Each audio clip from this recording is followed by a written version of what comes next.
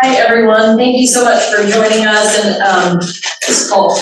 We have a lot of distinguished guests from the pediatric world, so thank you so much for coming, and we've already learned a ton from you guys at Children, so thank you. As we launched the program back at the end of 2020, we obviously needed partners like Dr. Maddox and Dr. Beveridge and others to help us get started, nurse practitioners in the palliative department, and really had to build it from the ground up. And so thank you for all of your support leading up until now. Dr. Newcomer, Kelly Newcomer, is our medical director over our hospice and palliative programs, and she very graciously agreed to take over the pediatric program and learn along with us. Dr. Newcomer is board certified in hospice and palliative medicine, got her Bachelor of Arts from a school that I will not mention, but from the University of Texas, in music, and then actually went on to medical school at UT Southwestern. She's on faculty for UT Southwestern and works with fellows who train with us at VNA in hospice and palliative medicine. She'll talk a little bit about that program too. And then she also works in the palliative department at Parkland. So we're not sure how she has time to do all of these things, but it's amazing, and thank you. And so we'll go ahead and get started, that way we can have some time for questions. Thank you. She's not. Oh, you can turn here. Okay, I think we're on, that's good. Except we're getting a lot of feedback. How's that? Okay, anyway, thanks so much for coming today, and it is really true that this has been a giant learning experience. And one of the only reasons I ever agreed to do it was that I knew we had a lot of really wonderful support from the children's team, which has been so helpful and has even answered our phone calls in the middle of the night occasionally and gone above and beyond what we could have ever hoped for with support. So that being said, we're just going to talk a little bit about our program. Sure. Thanks. So we started in December of 2020.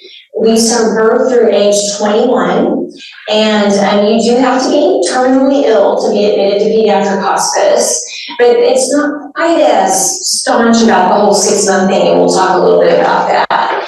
We started very small, but we're now averaging about 23 to 24 patients, and we have moved beyond just children's, and now we take referrals from other non-children's sources, which has been a good expansion. Okay.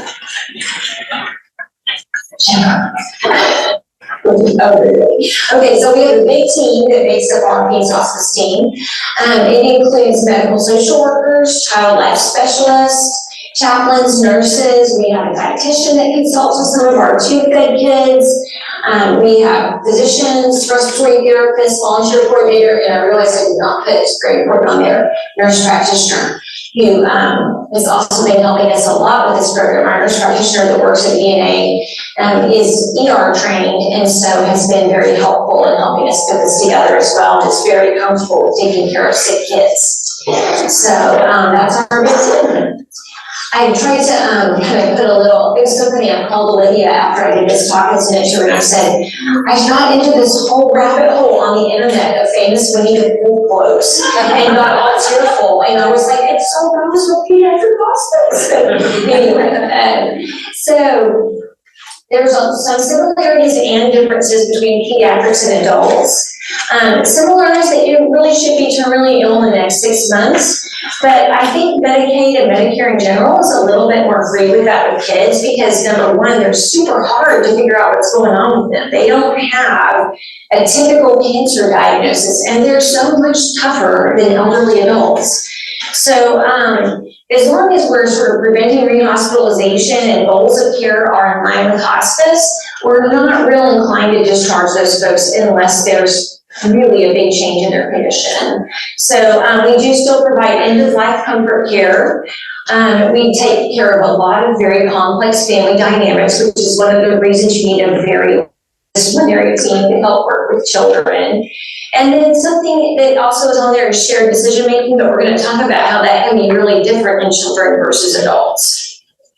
Things that are really different is that in pediatrics, you can access all levels of care while you're on hospice. And so adults are really forced to choose. They have to give up aggressive therapies and opt only for comfort care at home. But pediatrics has concurrent care, which means they can still go to the emergency room, they can still see their team of specialists at their hospital, and get all the things in care that they decide they want to do, which is wonderful, but also makes it very difficult to figure out how to navigate the healthcare system for these families.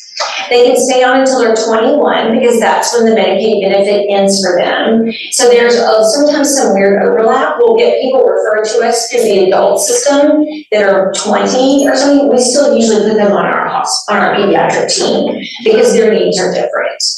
They can access home health at the same time.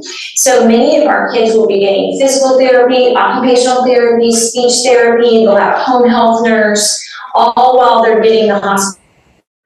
So there's a lot of players in the mix. They often have concurrent 24-hour nursing care, or at least they're approved for that. Sometimes it's very hard to find staffing for that. And then it's almost, we have not had a single patient in a nursing home. So whereas a lot of our elderly folks on hospice may reside in an outside facility, the large bulk of these kids are living at home with their families. Okay, next slide. So this is something that's been hard for me to kind of wrap my head around as an adult doctor, but one of the things that we have to really balance and get a feel for is where the parents are as far as making decisions for their children. And, as long as what they're suggesting is reasonable, they really should have that discretion to make that decision. The problem would come along if a family member or a loved one is refusing to do something that is an accepted standard of care. And we only had this come up once the entire time we've been on. We thought a parent was acting in a way that was not in the best interest of the child, thank goodness. So that's where that can be a problem. And then the other extreme of that problem are parents who are really suffering and really want to keep going and will try anything to save their child, and they suggest something that can be potentially harmful. And so when that happens, those are also times that we have to all put our heads together with the palliative care team and figure out what to do next and navigate those minefields with families. So it's a little bit different than your standard cases of adult hospice. Okay, next slide. So we tend to see, I sort of mentally lump all these children into one of four categories, which is very much oversimplifying, but otherwise it makes it hard to kind of figure out how things are going to go. And some of these things tend to behave similarly. So we have this general category we call medical complexity. And these are kids who are very severely ill and have usually been ill for a very long time. Like something devastating has happened to them, or they had a not super severe congenital problem that's gone on for years. But we're at the point that they're just wearing out. That even with all of the support that they've had over the years, the things that they need to live are wearing out. Things like swallowing and feeding and developing feeding intolerance and all these different things. And then we have like congenital organ disease. Those are kids that are born with heart defects, kidney defects, something that we can't transplant or fix, but it's going to ultimately end their life. And then we have pediatric cancers.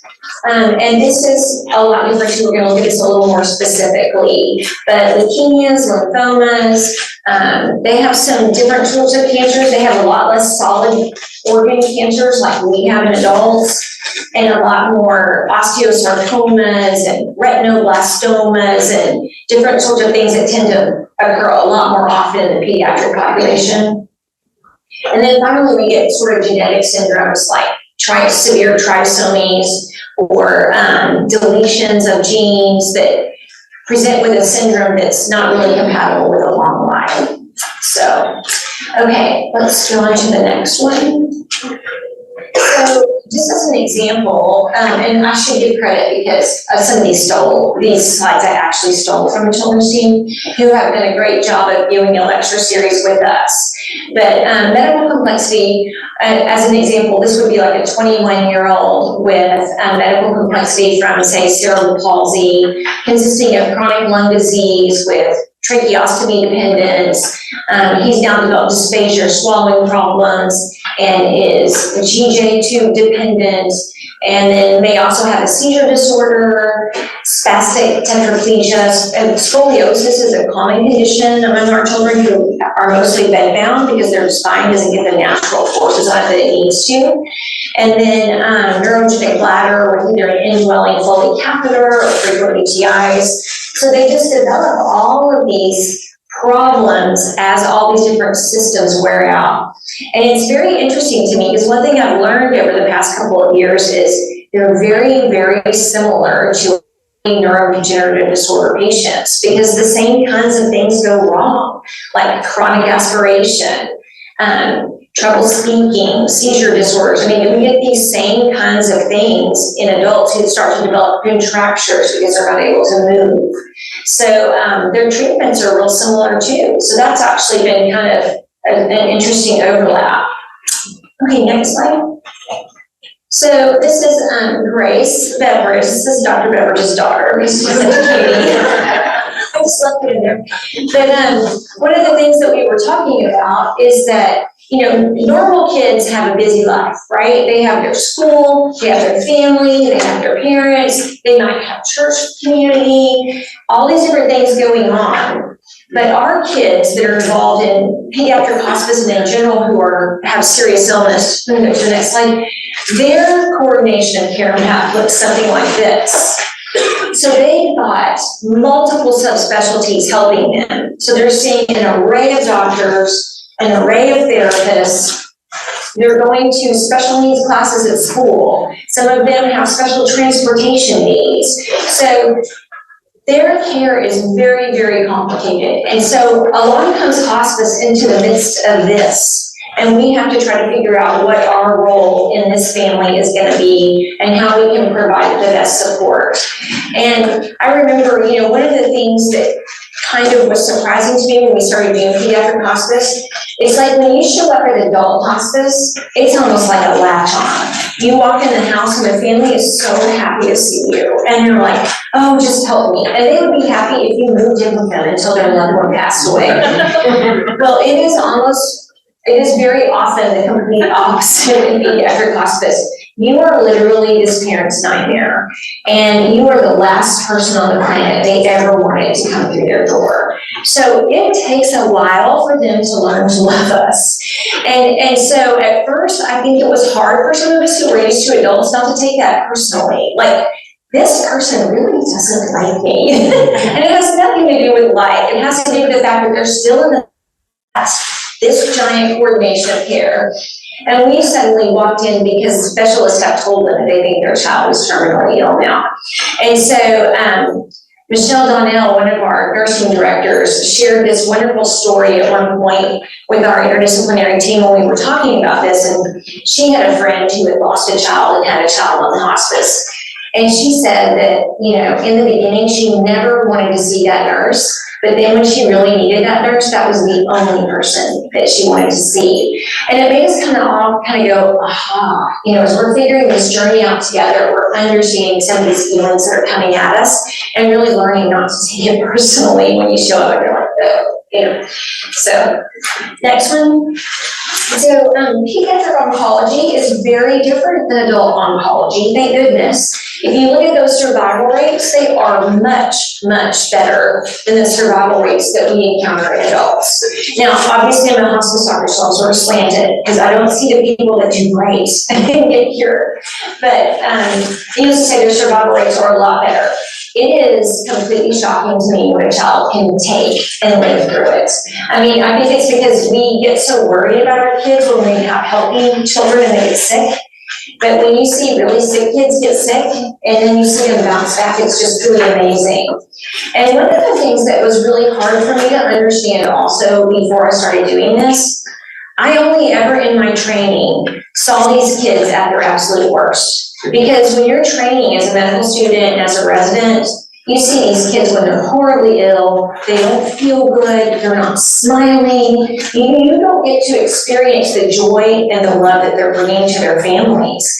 And so when we see these kids at home and they're at their best, and you see mom walk in the room and the child that can't talk, their face completely lights up.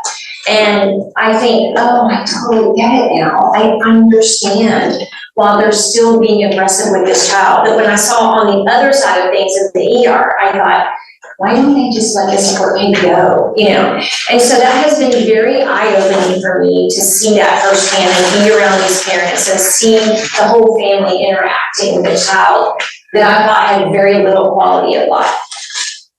So next slide. So this was so funny. This was just about 3 weeks ago. I had this light bulb moment. I was sitting down because I felt like this family was very unhappy with our care. And it suddenly occurred to me, I'm just not sure what this family wants from us. Because, when we first started, most of our patients were patients who were still very in the aggressive end of care. And so every time their kid got sick, they were going back to the ER. And then we got a patient that whose parents said, we're never going to the ER and we want you to do everything. And I was like, okay, that's a little much. But, so we had this very vast spectrum of patients and families and what their goals were. And so I finally kind of figured out, and mentally I needed to kind of group these people into 3 groups so we could figure out how to meet their needs. You've got on one end the ones that say, I'm done, we're never going to the hospital. If my child passes away at home while they're comfortable, I'm okay with that. And so when they're calling us at 10 o'clock at night, what they're wanting to know is, what do I need to do from home to make my child comfortable? Now that's a super different question than the other end of the spectrum. The parent who's like, I only came to hospice kicking and screaming. I'm not on board with this plan yet. If something happens, I'm going to the ER. And I'm calling you at 10 o'clock to tell you I'm going, that I'm on my way. And so what they're really needing is for us to just develop a relationship, help them figure out when something is that we can learn. There are some things we really can do from home to save you ER visits and to save readmission and improve your quality of life, but they're in a very different place. And then in the middle is kind of the family that's like, well, if the ER is really needed, we'll go. And I'm calling you at 10 o'clock at night because I'm not sure if I need to go. But my goal is still to rescue my child if it is at all possible. And so they're calling us. So you can imagine the triage nurse has to kind of figure out what their goals are and what the right advice is. And so, we really kind of started implementing this more and having these conversations early on in the hospice. And then these things may change as the child changes. They may start off at the continued aggressive care and then eventually get to a never be hospitalized place. And as they grow and change, we have to grow and change. So the conversations look very different and the needs can be very different. Okay, next one.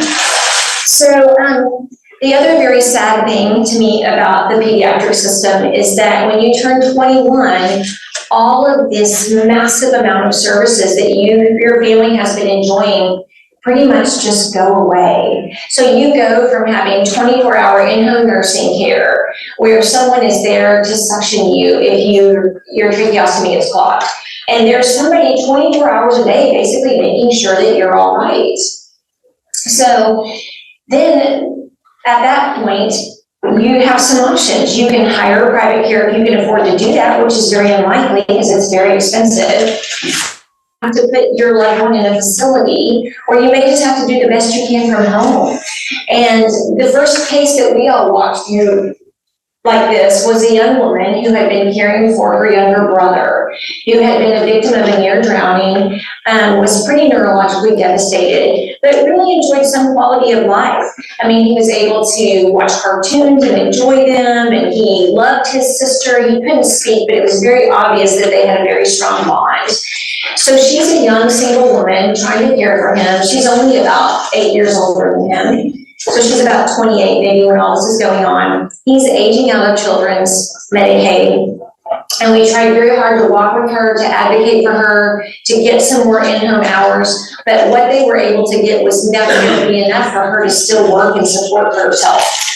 And there was no way she could take care of him all night, every night, and work all day. So we ended up transferring him to a facility where he passed away about 6 weeks later. And that is sadly the story of a lot of these kids, because we don't have the same kind of benefits for adults that we do for children. So we are still working on building and growing our team, and part of that is in educating the UT Southwestern Fellows and also the Baylor Fellows. So we have 8 fellows here now, 6 at UT Southwestern, 2 of whom are primarily pediatric focused. And then we have another 2 from Baylor that rotate with us to learn in-home hospice. And we are victims of our own success, and it's really growing. We went from like 2 weeks a year of home hospice. This year, each of the fellows will do 2 months a year of home hospice. Same thing with the Baylor fellows. So our wonderful staff is basically teaching all the time.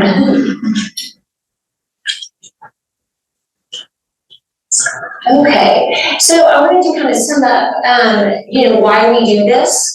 And because I'm not super eloquent, I stole a quote from somebody else. We got to hear this wonderful lady speak at a conference recently. And it is so funny because whenever I see like touchy-feely stuff on our schedule, I'm always like, oh. And then I get there and I cry and I sit next to Lydia, I'm like, I love this, that was so great. And so she was talking about just how she had been impacted and all the things she learned from just many, many, many years of doing hospice. And so this is the intro to her book. It says, from this vantage point, I've been given the opportunity to observe the response of the human spirit as it struggles to bring congruity and integrity to lives that have been lived wholly or partially with the brokenness that is part of our human experience. I have endeavored to make the journey of these patients my own. In this process, I have been changed. But anyway, it is true. This has been a big growth process for all of us as we try to love these families and love these kids and walk them through some of the darkest days of their lives. But it has definitely been a privilege. So I'd be happy to answer any questions that you guys have or thoughts. Anybody else want to share about their experience over the past couple of years? I don't know if there's anything in the chat.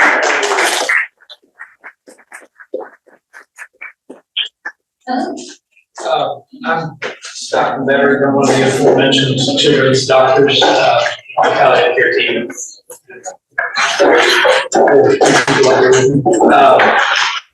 Thing I want to say is thank you for your talk, Dr. Newcomer. Dr. Newcomer is a mentor of ours. She trained Katie and I, and it has been a big. Do I need to start over? There you go. Okay. All right. So I'm Dr. Beveridge, one of the care doctors for children's. First thing I want to say is thank you, Dr. Newcomer, who was a mentor of ours. She trained Katie and I.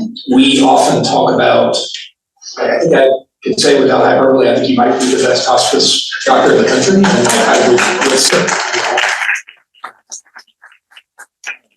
I think that Dr. Newcomer has a knack for sort of distilling a very complicated system down into its core and disseminating that in a very understandable way. So that was present in this talk and has been a privilege for us to be a part of in that collaboration.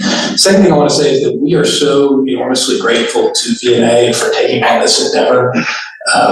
When we reached out to them back in 2020, there really was a gap in how we were taking care of these kids. There were other companies in the state that we were utilizing that just didn't feel like just the best care that we could have gotten for these kids.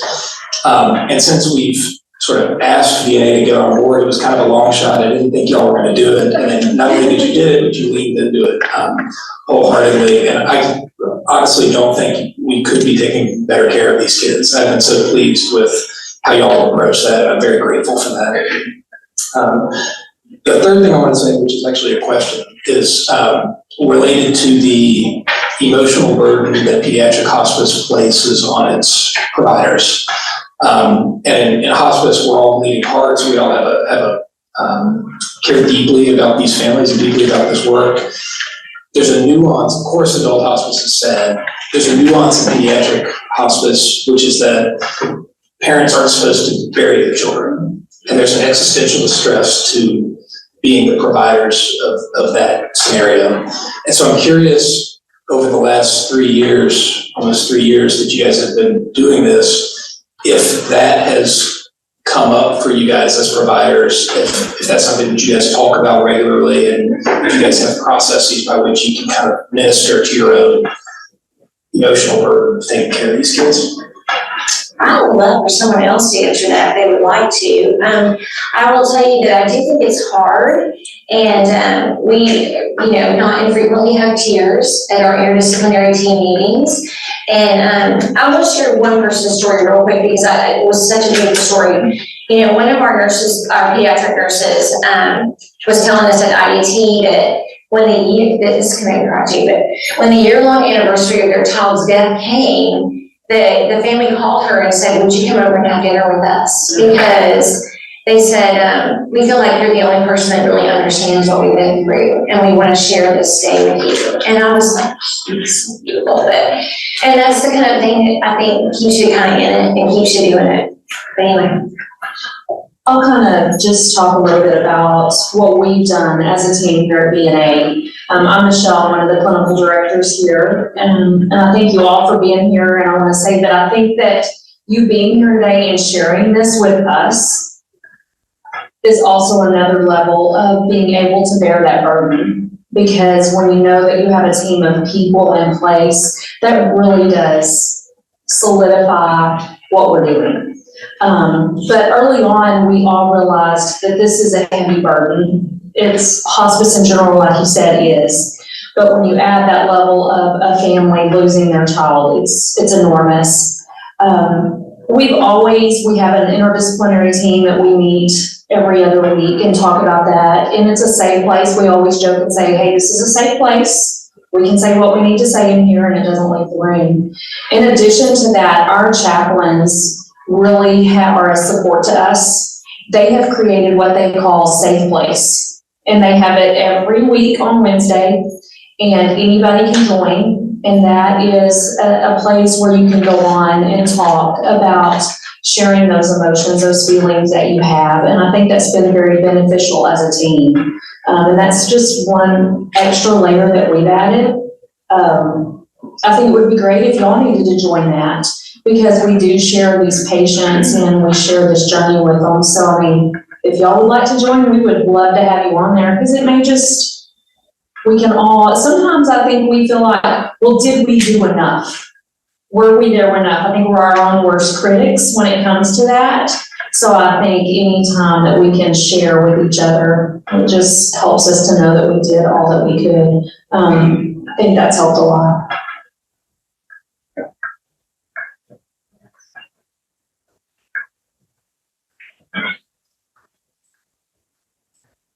Sometimes whenever I'm a patient, one of my pediatric patients, I will go and buy a flower and I'll go to the lake and just release it and say a prayer for my patients and family, and that helps me.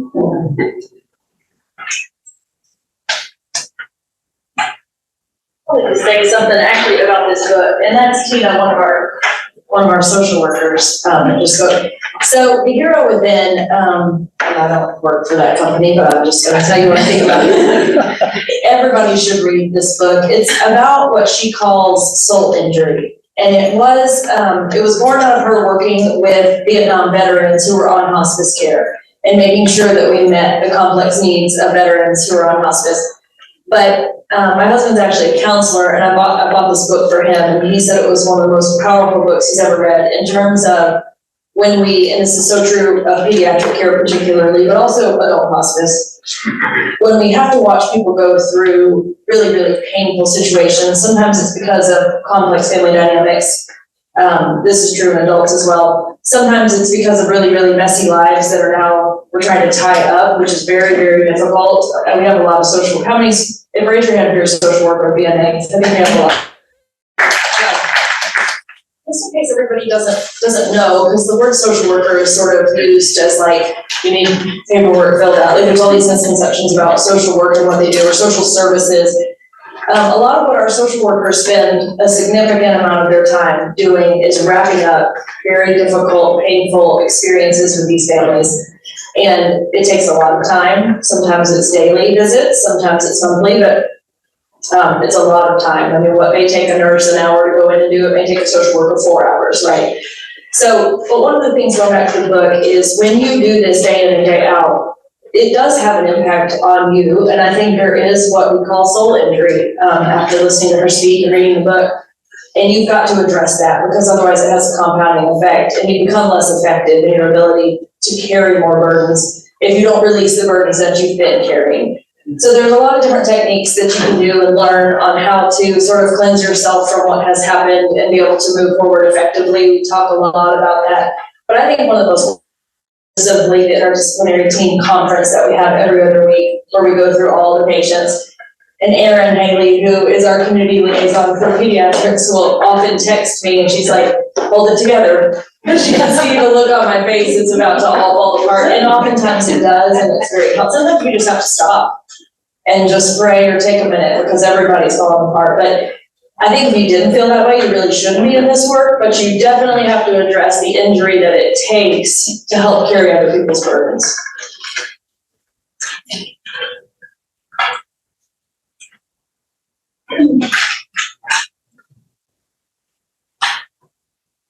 No questions in the chat. No questions in the chat. We really like for the different groups that are here to at least have one representative stand up and say who you're with, so we make sure we know who all's attending.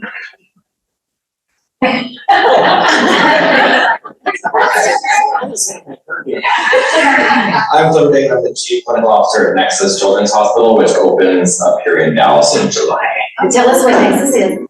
So we're a bridge between acute inpatient setting and they can't quite go home. So TBIs, SCIs, vent weaning. Eventually later this year, we'll branch to neurodevelopmental, neurobehavioral patients. So we're very excited. We've got 3 hospitals down in the Houston area that are, will be 60 beds, but we're branching out up here into Dallas because a lot of our kids do actually end up in Houston from Dallas. So we're headed up this way.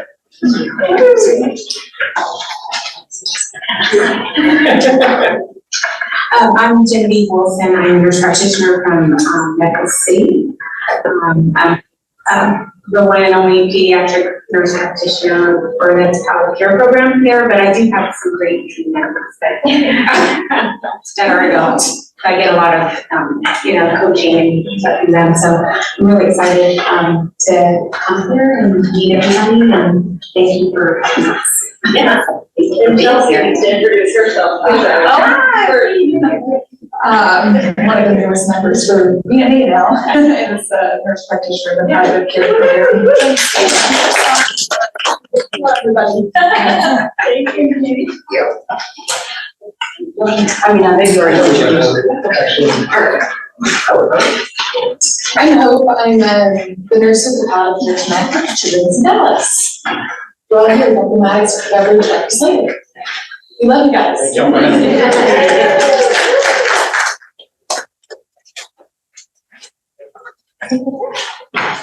Okay, well, if there's no more questions, I guess we're dismissed. Thank you all for coming so much. Please stay around and network and ask more personal questions and meet the team individually if you want.